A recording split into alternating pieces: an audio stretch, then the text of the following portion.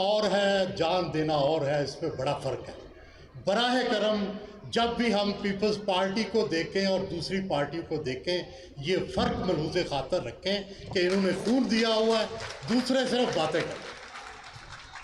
دوسری بات ہے کہ 45 سال بعد فیصلہ ہوا کہ یہ جو پھانسی تھی یہ غلط تھی، یہ فیصلہ غلط تھا، یہ جوڈیشل مرڈر تھا، لیکن فیصلہ کرنے والے تو کسی کے ٹاؤٹ تھے۔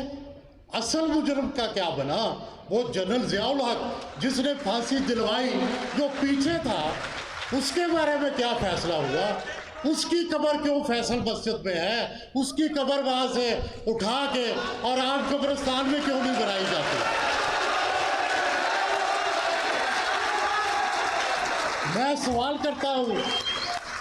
سوال کرتا ہوں کہ وہ ججز جنہوں نے پاکستان کے منتخب وزیر اعظم کی جان لے لی، ان کی تصویریں سپریم کورٹ میں کیوں لگی ہوئی ہیں؟ ان کی تصویریں ہٹائی جائے، ان کے ناموں پر سیاہی پھیری جائے، ان کو علامتی سزا دی جائے۔ جب تک یہ نہیں ہوگا پاکستان کی سمت ٹھیک نہیں ہوگی۔ میں دوسری گزارش یہ کرنا چاہتا ہوں کہ محترمہ بے نظیر بھٹو کے قتل کے بارے میں پارلیمان کی تمام جماعتوں نے مل کے دنیا کے سب سے بڑے ادارے اقوام متحدہ کی انکوائری رپورٹ اور انکوائری کمیشن کی بات کی۔ وہ انکوائری کمیشن پاکستان آیا، اس انکوائری کمیشن نے محترمہ بے نظیر بھٹو کے قتل پر رپورٹ دی۔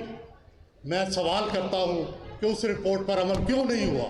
وہ لوگ جو جس میں کمیشن نے جن کو کہا تھا کہ یہ قتل میں شامل ہے، یہ سازش میں شامل ہے، میں بلاول بھٹو صاحب سے، پیپلز پارٹی سے ریکویسٹ کرتا ہوں کہ ان لوگوں کو ان کے کیفر کردار تک پہنچایا جائے جو بے نظیر بھٹو کے قتل میں، چاہے وہ کوئی وردی والا تھا یا وردی کے بغیر تھا، کوئی پولیس والا تھا یا عام شہری تھا، سب کو سزائیں دلوائے۔ آپ انہیں معافی دینے کے آپ حقدار نہیں ہیں کہ آپ نے معافی دے دی ہے انہیں۔